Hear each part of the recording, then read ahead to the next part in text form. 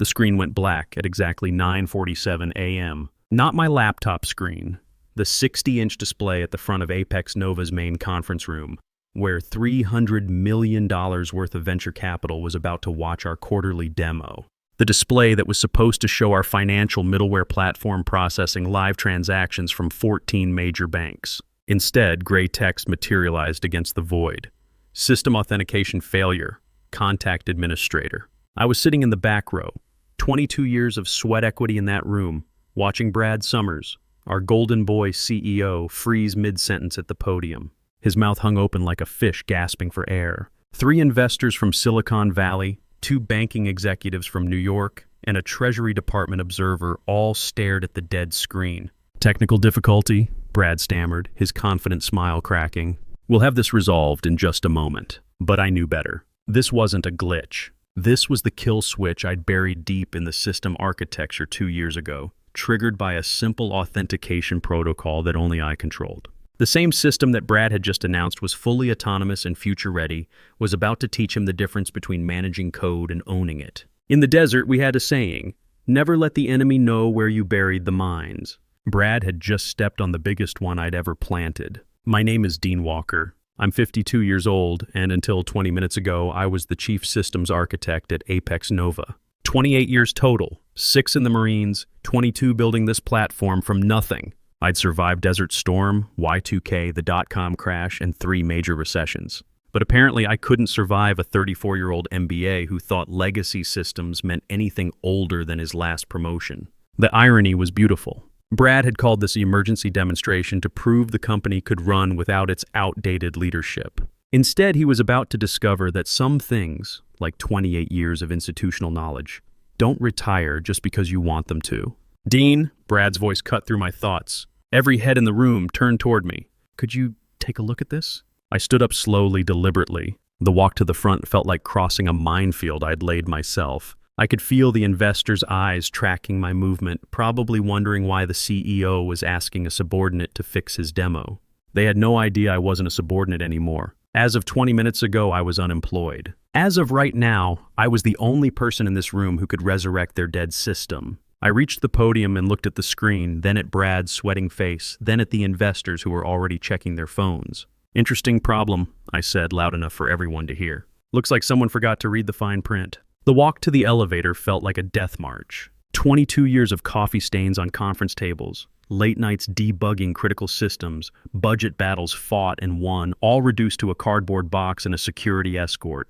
The younger engineers looked away. The directors suddenly found their phones fascinating. Only Ellen from operations met my eyes, and I saw something there that looked like respect mixed with fear. She knew. They all knew. Without me, Apex Nova's crown jewel, the financial middleware platform that processed transactions for half the major banks on the East Coast, was just expensive paperwork. Bill Patterson, the board chairman, caught up with me at the elevator. Dean, you know this isn't personal. No, Bill, it's business. I understand the difference. If there's anything you need, there isn't. The elevator doors closed on his uncomfortable expression. 22 years, and that's how it ended. A cardboard box and corporate platitudes. Look, I'm not going to sugarcoat this. Getting fired at 52 hits different than getting fired at 30. At 30, you bounce back. At 52, you wonder if you're done. The drive home felt like a funeral procession. 22 years of my life in that rearview mirror, reduced to a cardboard box in my back seat. Tyler's spring tuition bill was sitting on my kitchen counter. $29,000 due in 60 days. Madison had her SAT prep starting next week, another $800. The mortgage payment, $28.47 a month, would keep coming whether I had a job or not. My apartment felt smaller that night. The same place where I'd raised 2 kids every other weekend, where I'd stayed up debugging systems while they slept, where I'd built something that mattered. Now it just felt like failure. My phone lit up with texts from the team. Not support, confusion. Jamie, are we allowed to keep working on the code? Alex, HR says everything's paused until new leadership. Tommy, guess we're all disposable. Sarah, they locked you out of the system already. These were some of the best engineers I'd ever worked with, and they suddenly sounded like soldiers abandoned mid-battle. I stared at each message, my chest tight. I'd fought so hard to protect them, to carve out a space where good work mattered more than office politics. Then came the call I'd been dreading. Dean, Linda's voice had that particular tone she got when she was proven right about something.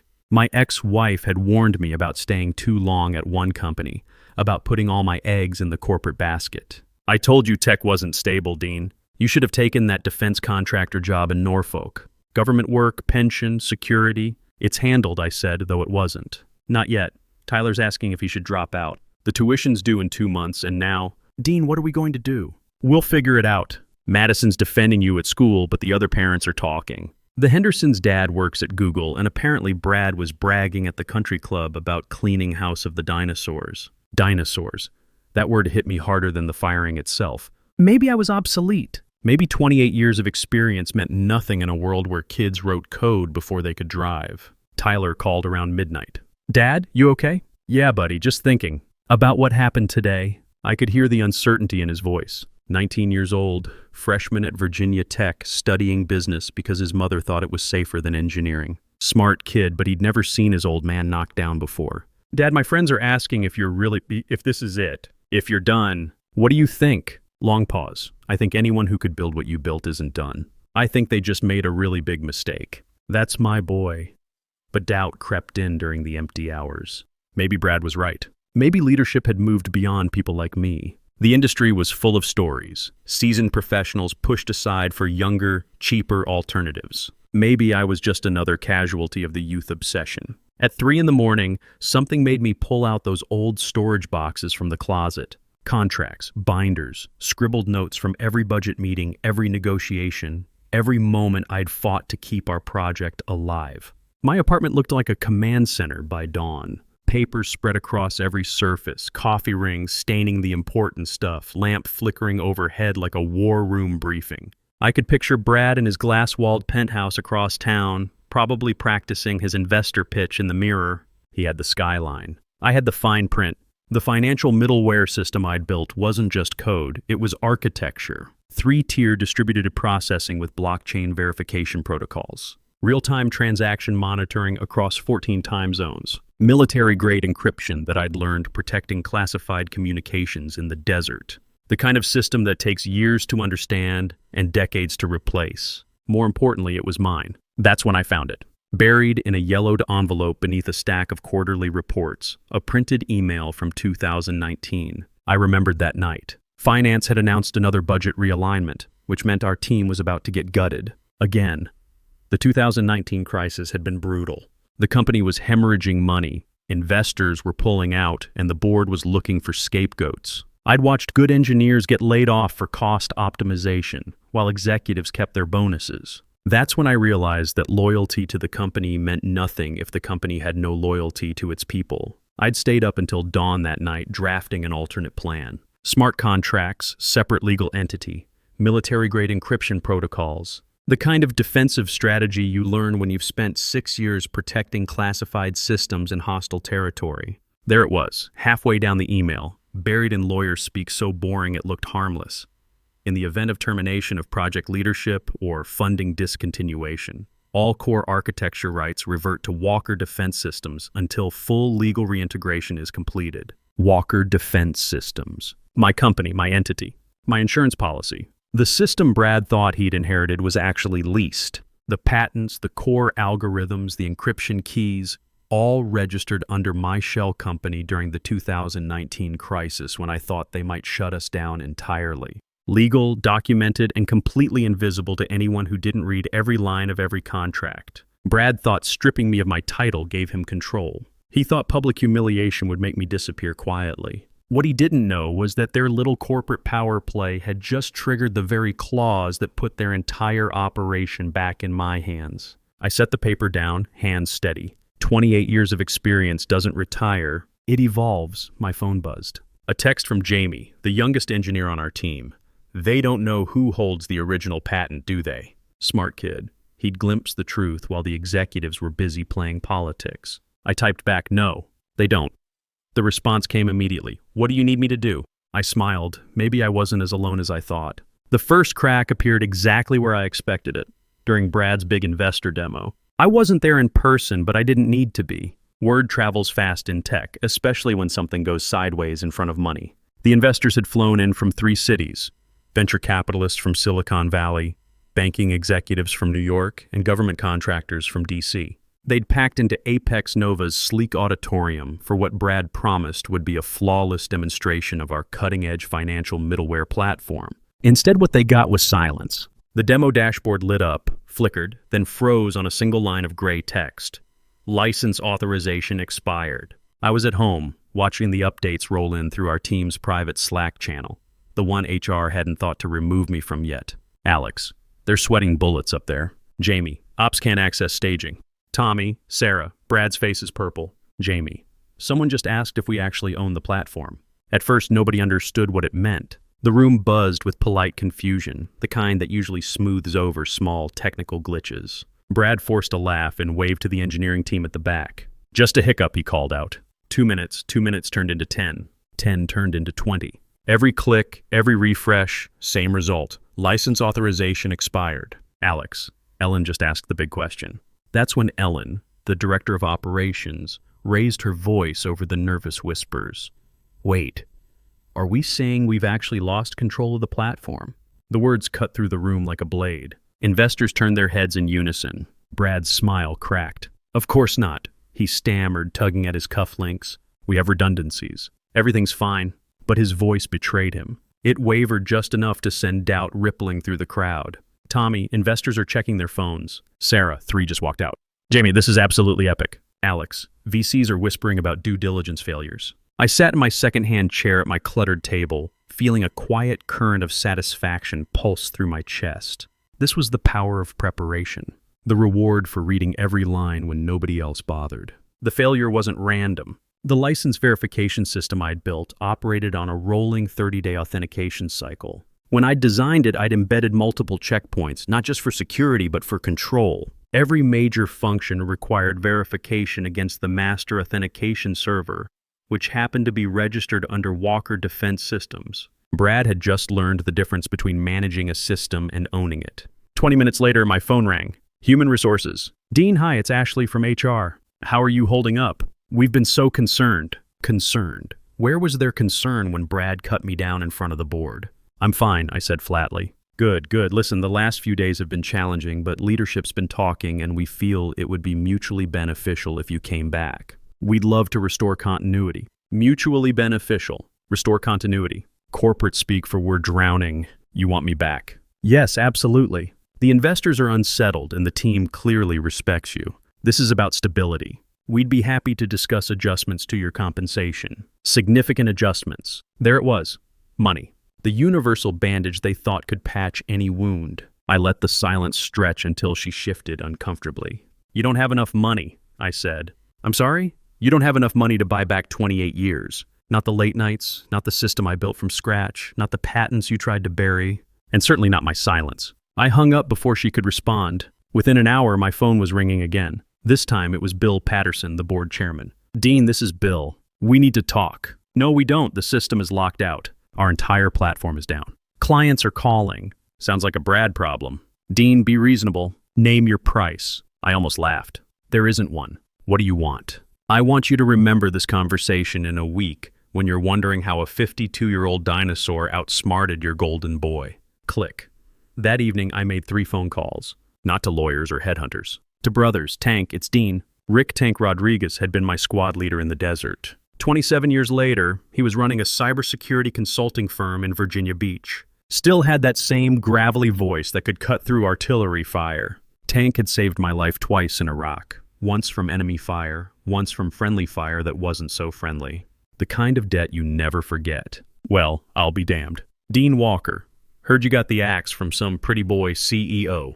News travels fast. Bad news travels faster. Especially when it's about family. Tank had always considered our old squad family. What do you need? Remember what you used to say about leaving Marines behind?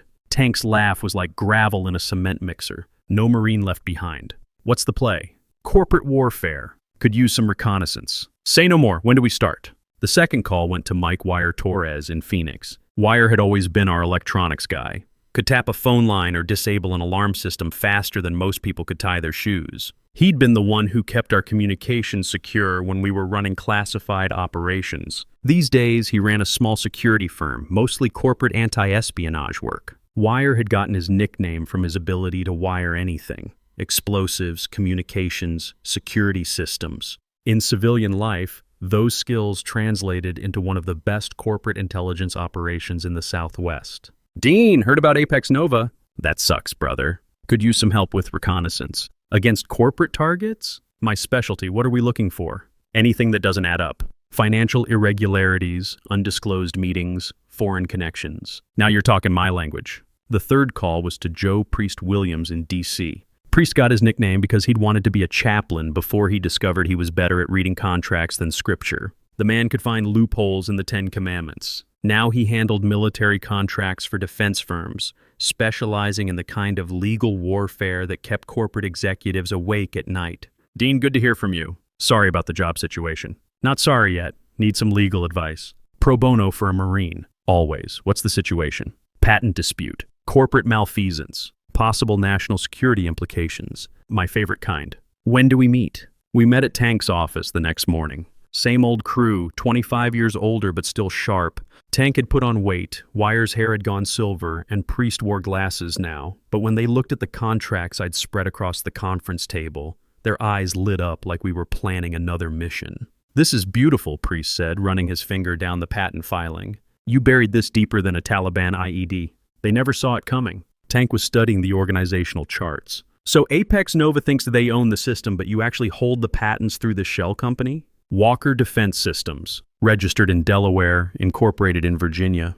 completely legal, completely hidden. Wire was examining the system architecture diagrams. You built a kill switch into the core platform, military-grade encryption protocols, triple-layer authentication with rotating keys, the kind we used for classified communications. Without the master codes, their system is just expensive paperwork. Elegant, Priest murmured. How long can you keep them locked out? Indefinitely. The authentication server is mine. The encryption keys are mine. The core patents are mine. They can't operate without my permission.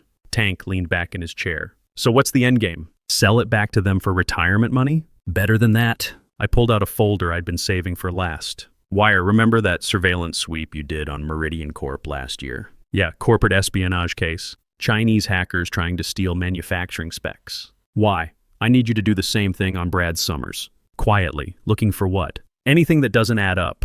His timeline, his backers, his real agenda. Something about this whole situation feels orchestrated. Wire nodded slowly. You think the firing was part of a larger plan? I think Brad Summers is either the dumbest CEO in tech history, or he's working for someone else. Either way, we need to know which. Tank was already thinking tactically. What's our timeline?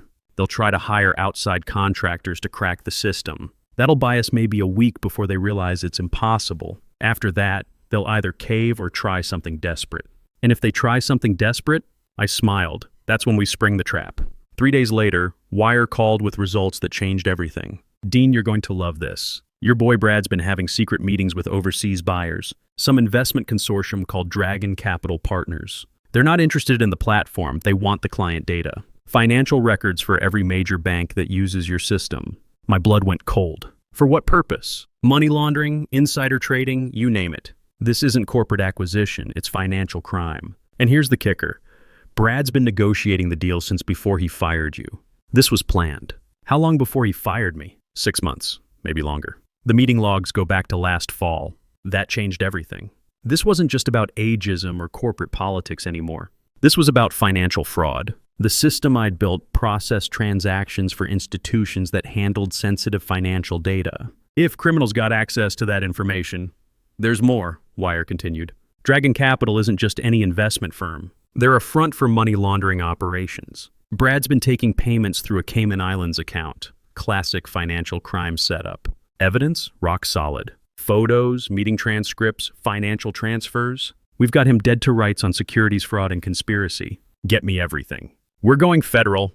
The siege began systematically. We weren't cowboys, we were Marines. Every action had a purpose. Every pressure point was calculated. Tank's cybersecurity audit discovered vulnerabilities in Apex Nova's systems that required immediate attention, expensive attention. He submitted a formal report that highlighted critical security gaps that could expose client data to foreign actors. The kind of report that made board members wake up in cold sweats. Wire's intelligence gathering revealed Brad's pattern of closed-door meetings with people who weren't on any official visitor logs. Meetings that happened in restaurants far from the office, in hotel lobbies, and parking garages. The kind of meetings that suggested someone had something to hide.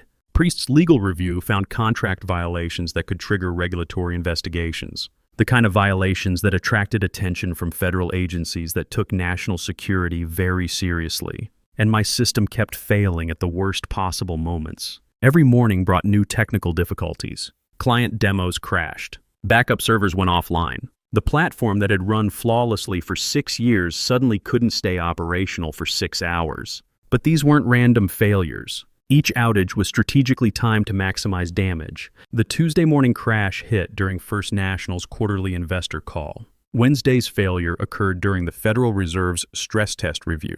Thursday's outage happened while the Treasury Department was conducting their security audit. Brad was spiraling. His confident swagger turned to panicked damage control. He hired outside contractors to fix the problems. Raza Solutions from California, a team of ex-Google engineers who charged $5,000 a day.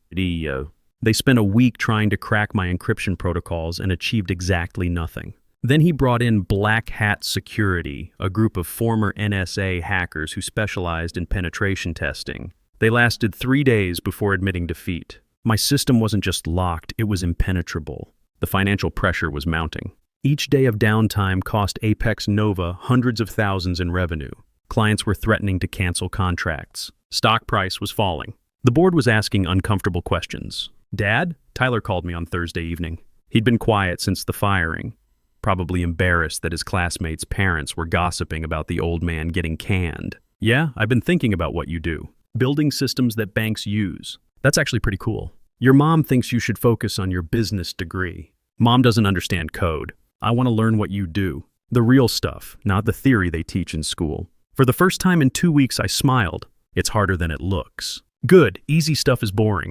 That weekend, Tyler drove down from Virginia Tech. He spent Saturday morning going through my old architecture diagrams, asking questions that reminded me why I loved this work in the first place. "Dad, why did you build the kill switch into the core system?" "Because systems are like people, son. If you don't know who you can trust, you build in protection." "Did you know Brad would try to sell the company?" "I knew someone would try something. I just didn't know when." Madison had her own take on the situation. When we picked her up for lunch, she told us about her week at school. Sarah Henderson's dad was bragging about how his company was going to hire all the displaced talent from Apex Nova. So I asked him if he knew the difference between managing code and writing it. He didn't. Madison, what? "It's a fair question. You wrote the system they're all fighting over. They can't even keep it running without you." Smart kid, both of them were. By Friday morning, the pressure had reached a breaking point. The board called an emergency session. Brad had promised the investors that all technical issues would be resolved, that the platform would be fully operational, that the company was stronger than ever. He was half right. The company would be stronger, just not his company. I walked into that same boardroom where they'd humiliated me 2 weeks earlier. Same long table, same faces, but the power dynamic had shifted completely. Brad stood near the window, looking like a man who'd aged 5 years and 14 days. "Dean," he began, voice cracking, "there's no need for this. The situation is under control." "Sit down, Brad," said Bill Patterson, the chairman. "You've done enough." Brad flinched but remained standing. "The technical issues are temporary. We have the best consultants working on—" "The consultants you hired can't access the system either," Ellen interrupted. "Because Dean owns it. Because you fired the one person who could keep it running." I placed my folder on the table, deliberately calm. "I'm not here to ask for my job back. Let's make that clear." Murmurs swept the room. They expected negotiation, maybe demands for compensation. "I will not return to Apex Nova. I will not restore your access. What I will do is transfer the patents." "To who?" Patterson asked. "Walker Defense Systems retains all core architecture patents. Apex Nova can license basic functionality for existing clients only. No new development, no expansion, no sale to third parties." "That's impossible," Brad sputtered. "The Chinese deal." "There is no Chinese deal," I cut him off. "Not anymore." "Wire?" Wire stood up from the back of the room, where he'd been quietly recording everything. "FBI's very interested in Golden Dragon investments, Brad. Turns out selling financial client data to foreign intelligence services is what we call treason." Brad's face went white. "You don't understand. The deal would have saved the company. The deal would have compromised national security," Tank said, stepping forward. "We've got photos, financial records, communication intercepts. You've been taking money from Chinese intelligence for 6 months. Priest opened his briefcase and slid a document across the table. Federal warrant. Brad Summers, you're under investigation for violations of the Foreign Agents Registration Act, the Computer Fraud and Abuse Act, and the Economic Espionage Act. The room erupted. Board members shouted over each other. Patterson called for order. Brad slumped into his chair, looking like a man watching his world collapse in real time. The system stays locked until the FBI completes their investigation, I announced. After that, Walker Defense Systems will license limited functionality to Apex Nova for existing clients only. No new development, no expansion, no foreign sales. Patterson looked like he wanted to argue, but knew he had no leverage. What about our investors? Our clients? Your clients can migrate to Walker Defense Systems if they want continued service. Your investors should have done better due diligence on your CEO. I stood up and gathered my papers. Oh, and Brad, next time you want to call someone a dinosaur, make sure they're actually extinct. 6 months later, Walker Defense Systems occupied a modest office building in Virginia Beach. No glass towers, no pretentious art installations, just good engineers doing good work. Tank handled security contracts. Wire managed our surveillance and protection services. Priest negotiated deals with defense contractors who understood the value of experience. We hired veterans first, experienced engineers who'd been discarded by companies that confused youth with innovation. The FBI investigation had been thorough. Brad was facing federal charges that would put him away for a decade. Dragon Capital Partners turned out to be a front for money laundering operations, and their attempt to acquire Apex Nova's client data had been part of a broader financial crime scheme targeting American banking institutions. Tyler spent his winter break working with our development team, learning system architecture from the ground up. He'd switched his major from business to computer science despite his mother's objections. Dad, this is what I want to do. Build things that matter. It's not easy work. The best work never is. Madison had her own perspective on the whole situation. During parent-teacher conferences, when other parents tried to bring up the situation at Apex Nova, she'd just smile and say, "My dad builds things that protect the country." What does your dad do? The financial middleware system was running better than ever. We'd improved the security protocols, added new features, and expanded our client base to include government agencies that needed military-grade financial processing. The kind of clients who understood that experience wasn't a liability, it was an asset. Brad Summers made the news exactly once more. A small item in the business section about federal convictions and foreign investment violations. By then, nobody cared. The tech world moves fast, and yesterday's genius is tomorrow's cautionary tale. But Walker Defense Systems kept growing. We recruited talent from across the industry, engineers who'd been pushed aside for being too expensive or too experienced. Turns out, when you're building systems that protect national security, you want people who understand the stakes. Tank put it best during our first company meeting.